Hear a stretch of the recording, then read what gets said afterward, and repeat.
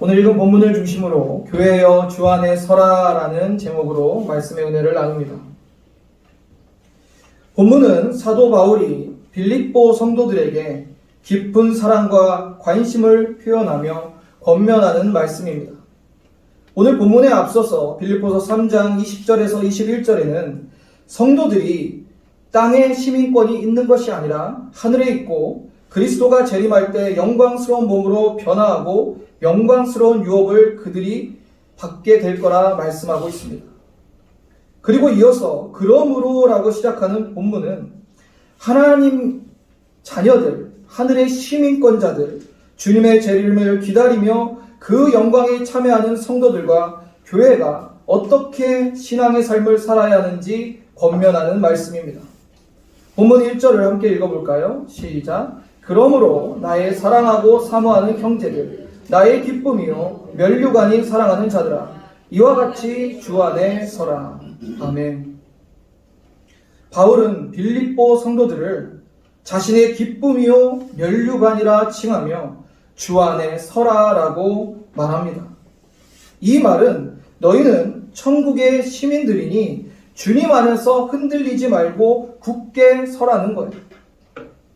서라에 해당하는 헬라어 스테케테는 원형 스테코의 뜻을 갖고 있는데 원래는 병사들이 전쟁 중에 적의 공격을 받으면서도 초소해서 굳게 서 있는 모습을 말하는 거예요. 전쟁 중에 병사들이 적의 공격을 받을 때 물러서게 되면 어떻게 됩니까? 그 전쟁에서 지게 되겠죠. 적의 공격을 받으면서도 굳게 서서 있는 모습, 그게 우리 믿음의 성도들, 하늘의 시민권자들인 저와 여러분의 모습이 되어야 된다는 거예요. 바울은 빌립보 성도들이 너희가 여러 어려운 상황이 닥칠 것이고 지금 일어나고 있지만 너희는 주 안에서 굳게 서라라는 겁니다.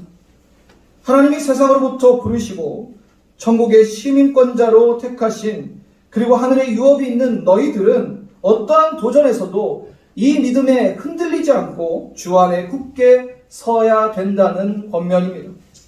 그럼 오늘 본문에서 바울이 성도들이 주 안에서 어떻게 서 있어야 된다라고 권면하고 있을까요? 첫 번째는 주 안에서 하나가 되어라입니다. 함께 읽어볼까요? 주 안에서 하나가 되어라. 바울이 빌립보서를 쓴 이유 중에 하나는 빌립보 성도들이 그 마음이 하나가 되지 못한 부분이 있어서예요. 본문 2절을 보시면 내가 유오디아에게 권하고 순두계에게 권하노니 주 안에서 같은 마음을 품으라 라고 말씀하고 있어요. 바울이 본절에서 소개하고 있는 두 여인 유오디아와 순두계, 그들이 누구냐면 빌립보 교회의 여성 지도자들이었어요. 상당히 교회에 중요한 영향력을 미치고 있는 사람들로 보입니다.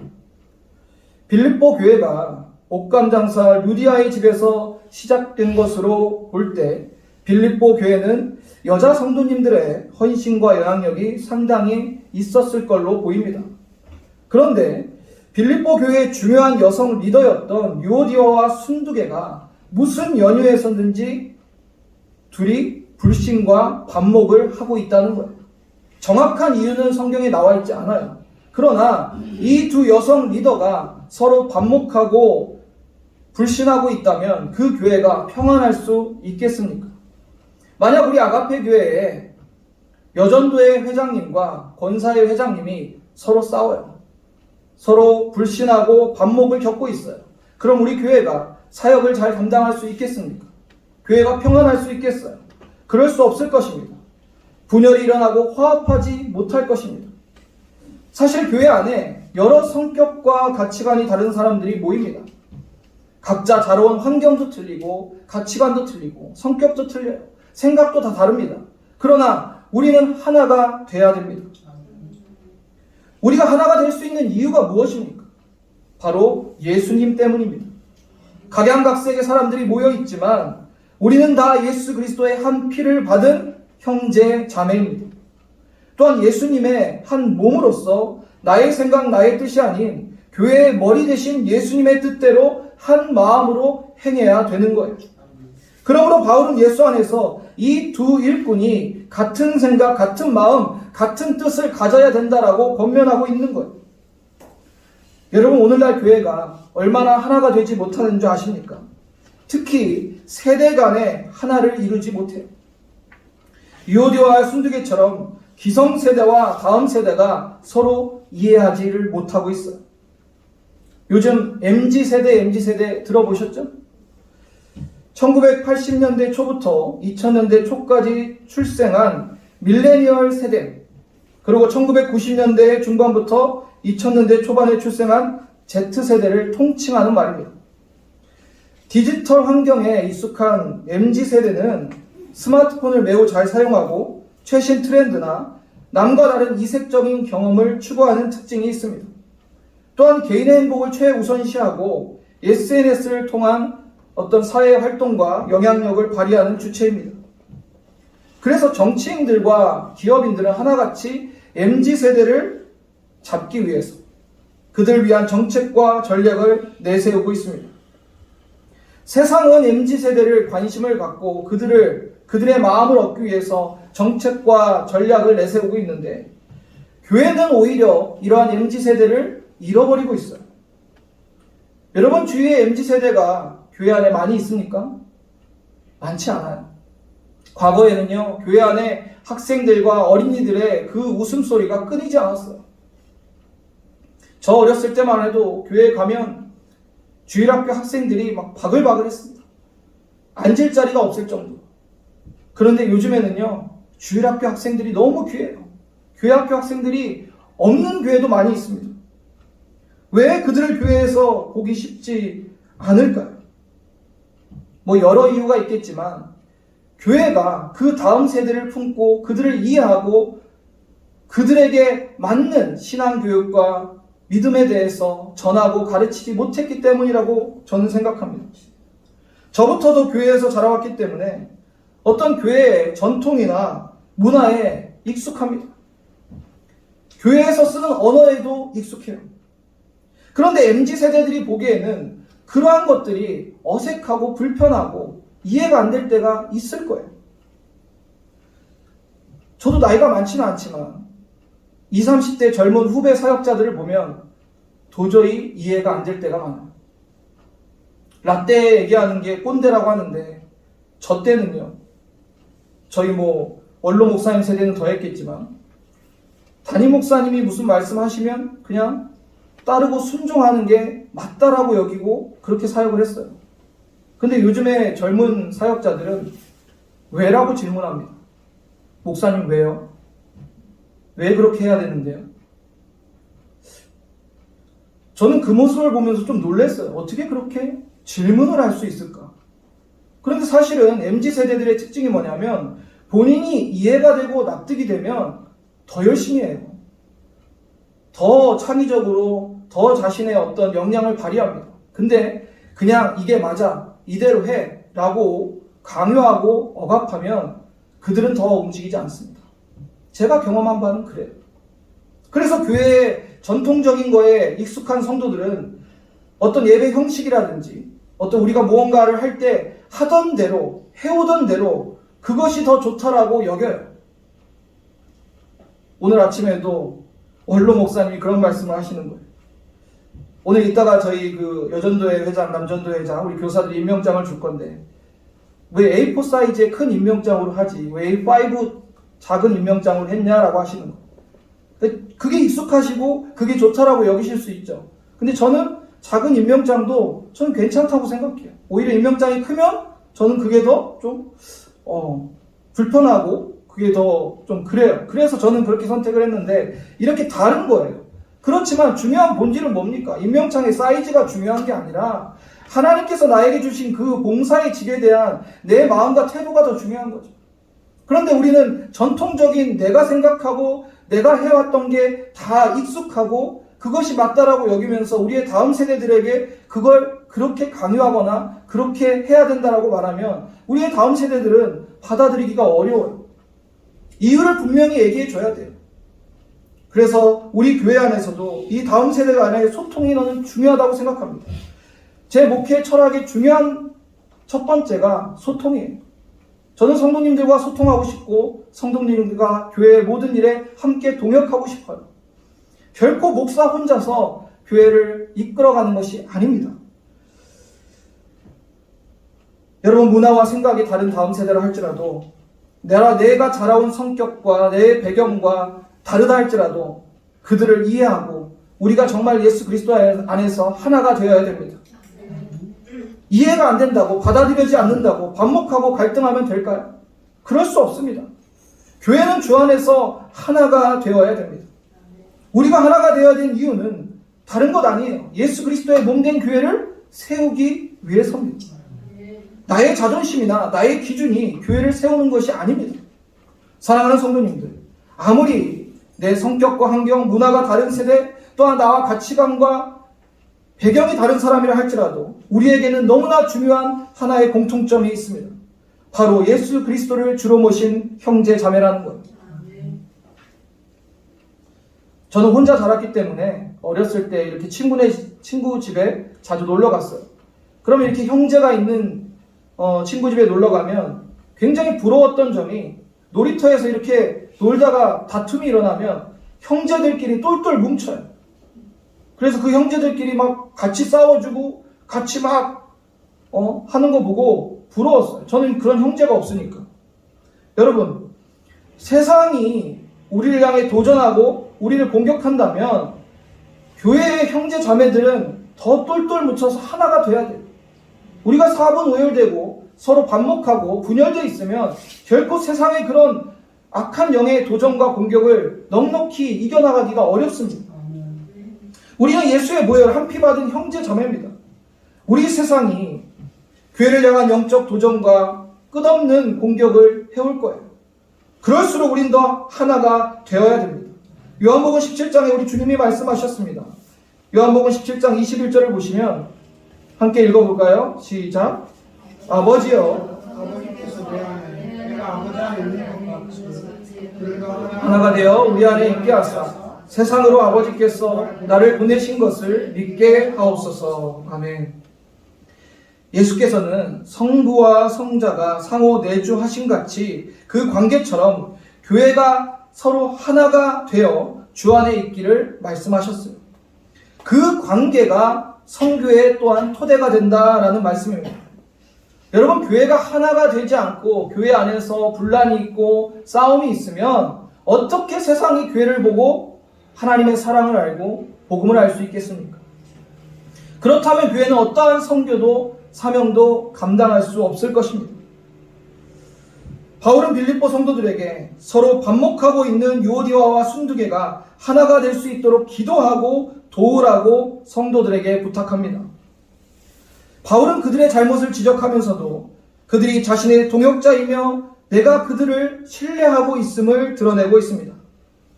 여러분, 우리 교회의 리더자들이 만약에 서로 반목하고 싸우고 있다면 여러분은 어떻게 해야 됩니까? 한쪽 편에 서서 같이 싸워야 될까요? 나는 권사의 회장편, 나는 여전도의 회장편 해가지고. 여러분, 그래서는 안 돼요. 우리가 그 일꾼들이, 그 리더들이 정말 하나가 되고 화합할 수 있도록 그들을 위해 기도해야 됩니다. 그래야 우리 교회가 주 안에 서서 흔들림 없이 신앙의 공동체로 우리의 사명을 감당할 수 있습니다. 세상이 우리의 교회를 지켜보고 있어요. 세상 사람들이 그래요. 야, 교회 장로님들이 더 잘 싸우시던데, 목사님들 더 잘 싸우시던데. 여러분, 세상에 그렇게 교회가 비춰진다면 이것은 부끄러운 일이에요. 복음의 장애가 되는 일입니다.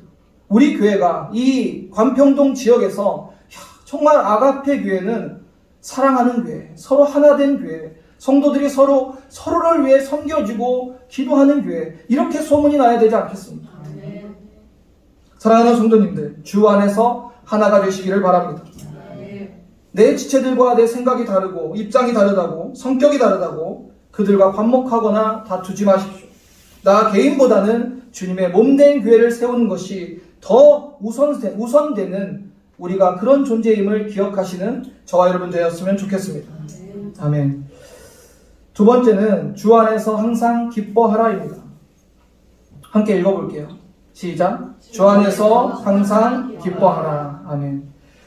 바울이 이어서 이렇게 권면합니다. 4절을 보면 주 안에서 항상 기뻐하라. 내가 다시 말하노니 기뻐하라. 이 기쁨은 빌립보서의 핵심 주제 중에 하나입니다. 이 기쁨은 세상이 주는 기쁨은 아니에요. 주 안에서 누리는 기쁨이에요. 여러분, 주 안에 있다는 거 어떻게 하면 내가 알 수 있을까요? 내가 예수 그리스도와 연합되고 정말 그분을 나의 주인으로 모시고 살아가고 있다면 여러분은 주 안에 있는 사람들이에요. 그리할 때 예수님으로부터 오는 주 안에서 누리는 기쁨이 우리 삶에 있다는 거예요. 당시 빌립보 교회는 경제적으로, 영적으로 많은 어려움이 있었던 걸로 보여집니다. 그러니 빌립보 성도들에게 바울이 너희들 좀 기뻐해야 되지 않니? 이 기쁨은 세상으로부터 주어지는 게 아니라, 환경으로부터 주어지는 게 아니라 예수 안에서 누리는 기쁨이야. 그래서 주 안에서 기뻐하라라고 이렇게 권면하는 거예요. 우리가 사는 시대도 별로 웃을 일이 없는 시대 같기도 해요. 물가는 상승하고 사회 경제적으로 어려움이 커지고 있습니다. 또 전 세계적으로 전쟁과 재난이 끊이지 않고 있어요. 많은 사람들이 희생되고 어려움을 겪고 있습니다. 이러한 시대 속에서 교회 안에서도 이 모양 저 모양으로 아픔과 어려움을 겪는 우리의 형제 자매들이 있습니다. 때로는 웃을 일이 없을 것 같기도 해요. 그러나 오늘 본문에 다른 이유가 아니라 오직 예수님이 계시다면, 그분이 우리에게 기쁨을 주시고 우리는 그분 안에서 항상 기뻐할 수 있다는 말씀입니다. 사도 바울은 권면합니다. 기뻐하라. 카이레테. 이것은 원어적으로 명령어예요. 명령. 기뻐했으면 좋겠습니다. 기뻐하셨으면 좋을 겁니다가 아니라 기뻐하라라는 명령어예요. 권면 정도가 아니라 반드시 그렇게 하라라는 명령인 것입니다. 우리가 주 안에서 굳게 서기 위해서는 어떻게 해야 돼요? 주 안에서 기뻐해야 돼요. 기뻐하지 않는 성도들은 흔들립니다. 원망이 나오고요. 불평이 나오고요. 또 부정적인 말이 나와요. 그렇게 되면 어떻게 주 안에서 굳게 서서 그 믿음을 지키면서 살아갈 수 있겠습니까? 여러분, 기쁨은요, 하나님 자녀들의 특징이에요. 왜냐하면 이 기쁨은 세상이 주는 것 아니라 예수님이 나에게 주시는 겁니다. 빌립보 성도들은 지금 세상의 핍박과 박해 속에서 싸우고 있었어요. 더불어 교회 안에 여러 문제들도 있었습니다. 겉으로 보기에는 기뻐할 일 없는 것 같아도 사도 바울은 그 고난 중에서도 부활하신 예수님이 너희와 함께 계시고 그분 안에서 너희가 기뻐하라라고 말씀합니다. 사실 이 빌립보서를 쓰는 사도 바울도 지금 기뻐할 일은 없어요. 감옥에 갇혀서 쓰고 있는데 뭐 기뻐할 일이 있겠어요. 그러나 사도 바울은 예수 안에 있었고 그 기쁨을 누리고 있었기에 빌립보 성도들에게도 예수 안에서 기뻐하라라고 이렇게 간절히 권면하고 있는 것입니다. 로마서 8장 18절을 보면 생각하건대 현재의 고난은 장차 우리에게 나타날 영광과 비교할 수 없다라고 말씀합니다. 분명 교회는 온실 속의 화초처럼 세상에 있는 것이 아닙니다. 세상에 끊임없이 영적인 도전과 싸움이 우리 앞에 있어요. 그리고 그리스도의 남은 고난도 우리가 함께 받아야 됩니다. 그러나 바울은 이 모든 고난이 장차 성도가 누리게 될 영광과는 비교할 수 없다라고 말합니다. 여러분, 교회가 세상의 공격과 도전을 받을 때, 교회가 어려움을 겪고 있을 때, 그럼에도 불구하고 우리는 항상 기뻐해야 됩니다. 왜냐하면 우리의 기쁨의 근원이 다른 것 아니라 예수님이시고 또 우리가 앞으로 누리는 그 영광이 되어야 될 것입니다. 여러분, 교회에서 여러 봉사와 섬김을 할 때도 때로는 내 육체적으로 힘들고 고될지라도 우리가 주님 안에 있으면 주님으로부터 그 기쁨을 누릴 수가 있어요. 여러분, 어떤 섬김과 봉사를 할 때 내가 다른 이유로 하면 힘들어요. 내가 집사니까, 내가 권사니까, 내가 교사니까. 그게 아니라 그냥 예수님 때문에 하는 거예요. 내가 교회에서 어떠한 봉사의 직을 감당하던 내가 예수님 때문에 하는 것이고 예수님이 기뻐하시니 나도 기쁜 겁니다. 여러분, 신앙인으로 살면서 어떠한 신앙의 자세로 또 어떠한 그 신앙의 결정을 하는 것이 좋을까요? 여러분에게 하나 팁을 드리고 싶어요. 신앙인으로 살면서 하기 전에 좋은 것이 아니라 하고 나서 좋은 것을 선택하십시오. 여러분, 하기 전에 좋은 것이 뭐가 있을까요? 쾌락이나 유흥이나 인스턴트 음식, 이런 건 하기 전에 좋아요. 기대가 되고. 그런데 하고 나서, 먹고 나서는 좋지 않아요. 반대로 여러분, 새벽 기도 나올 때 막 기쁨으로 나오십니까? 물론 그렇게 나오시는 분도 있겠지만 대부분은 졸린 눈을 비비고 잠을 깨워가며 새벽 기도에 나와요. 근데 힘들게 나왔어도 기도하고 돌아가는 길은 어떻습니까? 좋지 않아요. 봉사의 집도 마찬가지입니다. 내가 봉사할 때는 그 봉사를 위해서 애쓰고 수고하고 때로는 몸이 지칠 때까지 하지만 하고 나서는 어때요? 너무 좋지 않아요. 제가 그런 경험을 했어요. 특별히 제가 유초등부 교사를 할 때 여름 성경학교를 하면 그때 남자 선생님이 저밖에 없었어요. 아가페 교회에서 여름 성경학교 했었죠. 아이들이랑 하루 종일 물놀이하고 놀아주고 나면 너무너무 지치는 거예요. 여름 성경학교 끝나고 딱 집에 돌아와 침대에 누웠는데 막 온몸에 힘이 하나도 없어요. 그런데 마음은 너무 행복한 거예요. 기쁜 거예요. 여러분, 제가 지금 드리는 말씀이 이해가 됩니까? 전도도 그래요. 전도하기 전에는 저 사람이 거부하면 어떨까? 저 사람이 그냥 무시하면 어떨까? 하기 전에는 막 갈등도 있고 막 걱정도 돼요. 근데 전도하고 나서는 어때요? 기쁘잖아. 좋잖아. 그래서 여러분에게 제가 드립니다. 좋은 팁을 드리는 거예요. 하기 전에 좋은 것이 아니라 하고 나서 좋은 일을 선택하십시오.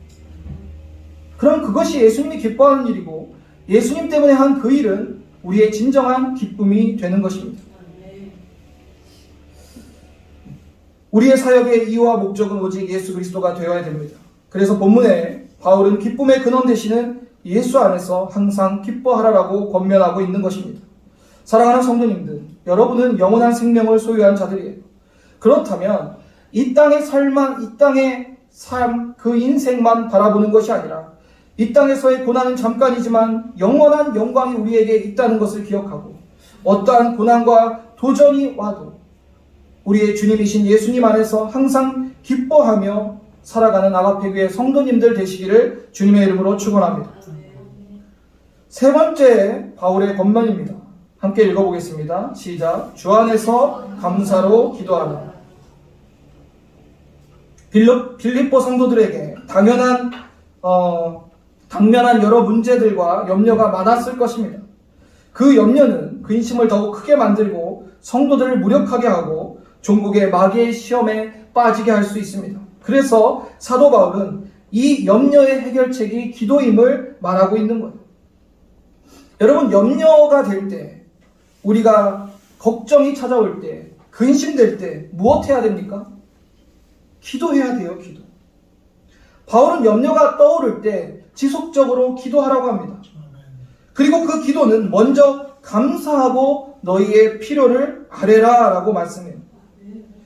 6절에 보면 아무것도 염려하지 말고 다만 모든 일에 기도와 간구로 너희 구할 것을 감사함으로 하나님께 아뢰라. 여러분, 본문의 6절에 놀라운 기도의 비밀이 담겨 있어요. 우리가 감사의 기도가 중요하다는 것은 알고 있지만 구체적으로 감사 기도를 할 때 어떠한 일이 일어나는지는 잘 모르는 경우가 많아요. 우리는 감사 기도를 통해서 먼저 하나님께서 지금까지 나에게 베풀어 주셨던 그 은혜를 기억합니다. 그리고 그 은혜를 기억하고 그 은혜 때문에 감사하게 돼요. 그리고 더하여 지금까지 그렇게 은혜 베푸셨고 나를 인도하셨던 하나님이 장래에도 나를 인도해 주실 것이라는 믿음의 확신을 갖게 됩니다. 이게 감사 기도의 비밀이에요. 여러분, 그냥 감사 기도하면 감사 기도하면 되지가 아니라 감사 기도를 할 때 우리에게 베풀어진 은혜가 기억이 나고 하나님께서 그렇게 나를 은혜로 인도하셨다는 게 다시 깨달아집니다. 그러면 장래에도 하나님께서 그렇게 인도하셨다는 확신이 들어요. 그럼 감사로 기도하면 어느 순간 어떻게 돼요? 염려가 사라지게 되는 거예요. 할렐루야. 여러분, 염려가 찾아올 때 기도하십시오. 감사로 기도하셔야 돼요. 당장 내 문제가 지금 해결되지 않을지라도 여러분이 기도의 자리에 앉는 순간 여러분 염려가 사라지고 하나님의 평강이 임하게 됩니다. 사실 우리의 그 기도의 초점은 문제 해결에 맞춰져 있는 것이 아니라 하나님의 그 은혜에 감사로 기도하는 거예요. 문제 해결은 내가 합니까? 하나님이 하시는 거고, 또 하나님의 뜻대로 이루어지기를 우리는 기도해야 돼요. 여러분, 어떻게 기도하십니까? 저는 꼭 이렇게 기도하셨으면 좋겠어요. 하나님, 주님의 뜻이 이루어지기를 기도합니다. 두 번째로, 하나님, 제가 주님의 뜻대로 살게 하여 주시옵소서. 여러분, 이렇게 기도한다면 기도가 어렵지 않아요. 하나님, 나 이 집을 사야 됩니다. 하나님, 나 이 사업을 이렇게 확장해야 됩니다. 내가 정해놓고 하는 기도는 사실은 진정한 하나님 마음에 합한 기도가 될 수 없어요. 하나님의 뜻이 이루어지기를. 또 더 오늘 본문에서 강조하는 거 뭐죠? 마지막으로 감사로 기도하십니다. 지금까지 나에게 주신 그 은혜와 하나님의 그 크신 사랑을 감사하며 기도하면 어느선가 우리의 모든 염려는 사라지고 하나님의 뜻대로 이루어지기만을 내 안에 평강으로 가득하게 됩니다. 7절에 이렇게 말씀하고 있잖아요. 그리하면 모든 지각에 뛰어난 하나님의 평강이 그리스도 예수 안에서 너희의 마음과 생각을 지키시리라. 결국 감사로 기도하면, 그리하면 모든 지각에 뛰어난 하나님의 평강이 그리스도 예수 안에서 우리의 마음과 생각을 지킨다는 거예요. 여러분, 인생 가운데 염려가 찾아오고 평강이 사라진다고 느낄 때가 있습니까? 그러면 하나님 앞에 나와 감사로 기도하십시오. 그 감사는 하나님을 신뢰하게 하고 지금까지 내 인생 가운데 선하시고 돌보셨던, 인도하셨던 하나님이 내 미래에도 내 장래에도 인도하실 것이라는 믿음의 확신을 갖게 합니다. 사랑하는 성도님들, 우리 인생 가운데, 우리 교회 가운데 고난과 염려거리가 있습니까? 우리 함께 기도하시기를 바랍니다.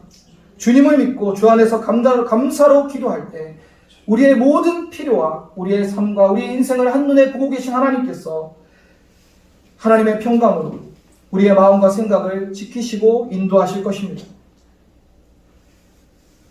고난이 다가올 때, 염려가 찾아올 때 주 안에서 믿음과 감사와 확신을 가지고 기도하는 아가페 교회 성도님들 되시기를 주님의 이름으로 소망합니다.